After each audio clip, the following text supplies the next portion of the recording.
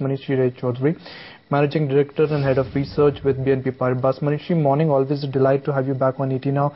Manishi, now there is no mystery in why Indian markets are correcting and why global risk appetite is low and why fear trade is back.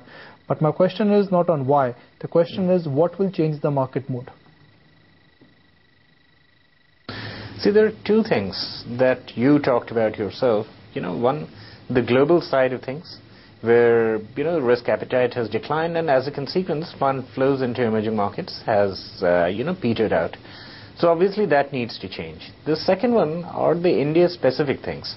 We have had significant degree of policy inaction over almost last 1.5 years, and indeed there have been quite a few negative policy implications after the budget, with these retrospective changes in the tax laws and the GAR provisions, which are not really very transparent.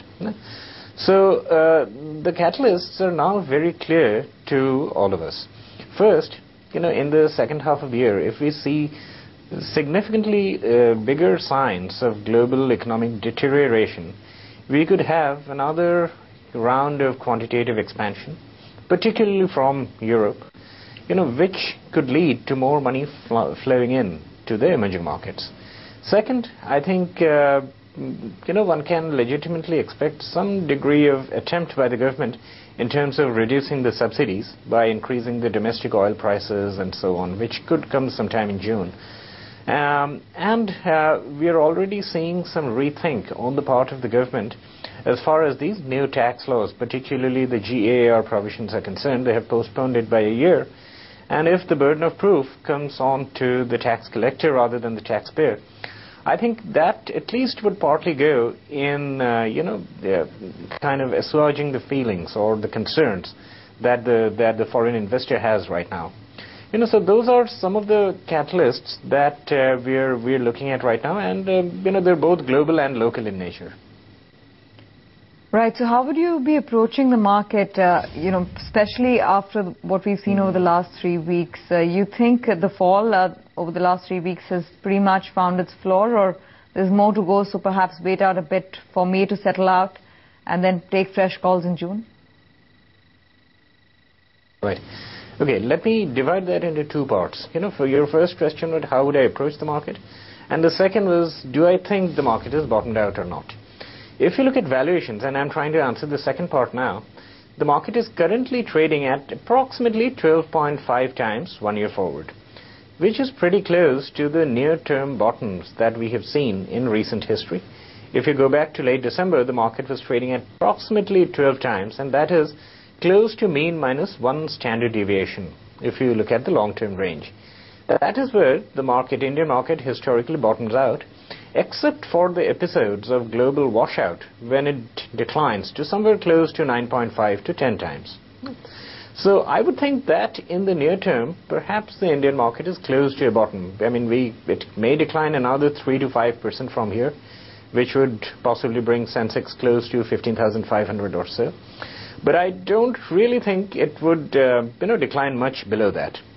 Your second question was how to approach the market. That is, what to buy and what to sell. And I think right now the focus should be stock specific. Investors should focus on those stocks, those companies, which have proven execution, which have no management quality related concerns, which are cash generators and therefore don't have major leverage on their books. Unfortunately, many of these stocks would possibly come in, among the defensives and possibly in the consumer staples, etc., which are already trading at sky-high valuations.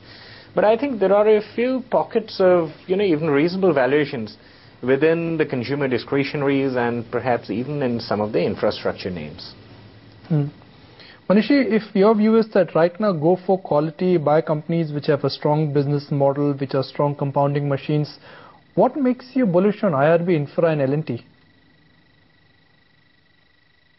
IRB Infra is a bit of a question mark, honestly, because we were concentrating on the fundamentals. Now that's been hit by management-related concern, and as a consequence, the stock has declined almost 70 to 80% over the past few weeks. So it's difficult to take a call on IRB. I mean, it is no doubt it's in the right space because roadways are one segment of infrastructure that is doing well. But, there are management-related concerns which one can't really take a call on in this market. L&T is a different story. L&T has proven execution. L&T has very low leverage on its balance sheet, hardly about 0.2 to 0.3, if you look at the consolidated balance sheet, which would permit it to raise external financing and bid for new projects. And finally, L&T has a finger in every pie. So it's not concentrated like BHEL, where it is suffering massive competitive pressures. So L&T, I think, fundamentally would qualify among those relatively safe and better quality stocks that I talked about just now. So what do you make of L&T's guidance? The fact that they first failed to meet their FY12 guidance, but now they've indicated that we will grow in the range of about 15 to 20%. Do you think they'll achieve it, or there is still a question mark on their FY13 guidance?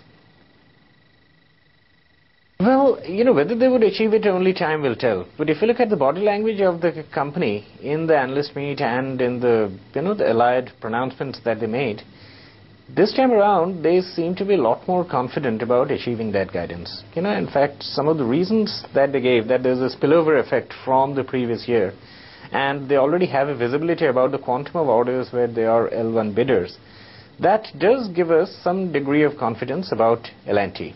I think in the near term, the stock may remain range-bound, not so much because of concern on the order guidance, but because of concerns on the margins.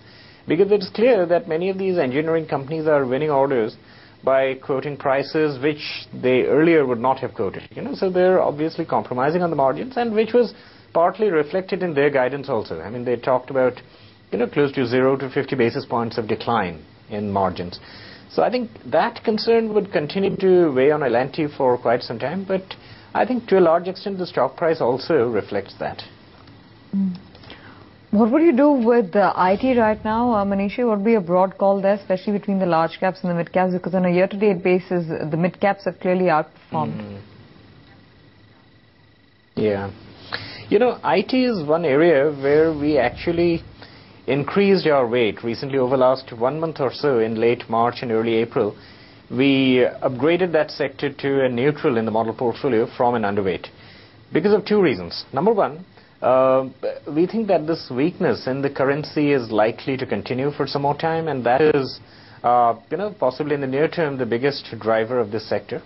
Second, if you look at the orders, they predominantly come from the US and European companies, and even though the US economy may be growing hardly at about 1 to 2%, the cash generation by the US companies is at a record high. So the corporate sector in the US is doing pretty well. These companies are operating at close, maybe about 60 to 65% capacity utilization. So there's no necessity for them to invest in their own capacity. They would rather invest in productivity improvement, which essentially means tech spending. So I think the Asian tech universe in general and Indian IT in particular would continue to do well in the medium term. Just like as I mentioned for L&T, there could be some pricing related concerns in this area, but I think overall the sector does look good at the present point in time. Manishi, what makes you bullish on Hero MotoCorp? There is intense competition in the two-wheeler space, and with the entry of Honda, the competition will only get intensified. The management of Hero MotoCorp, they've gone on record and they've indicated that they expect the two-wheeler industry for FY13 to slow down.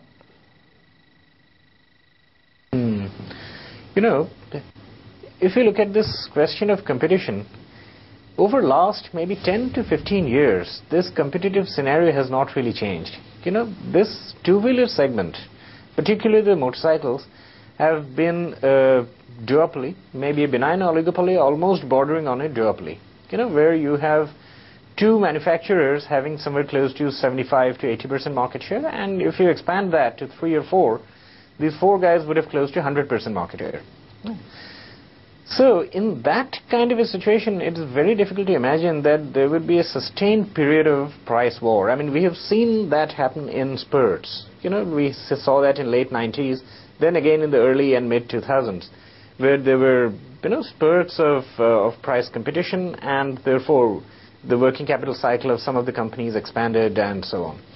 But given the strength of distribution that Hero MotoCorp has, I think it would be, very difficult for some of the new competitors to match its strength in sales volumes in the near term. We must not forget that Honda historically has been a scooter manufacturer.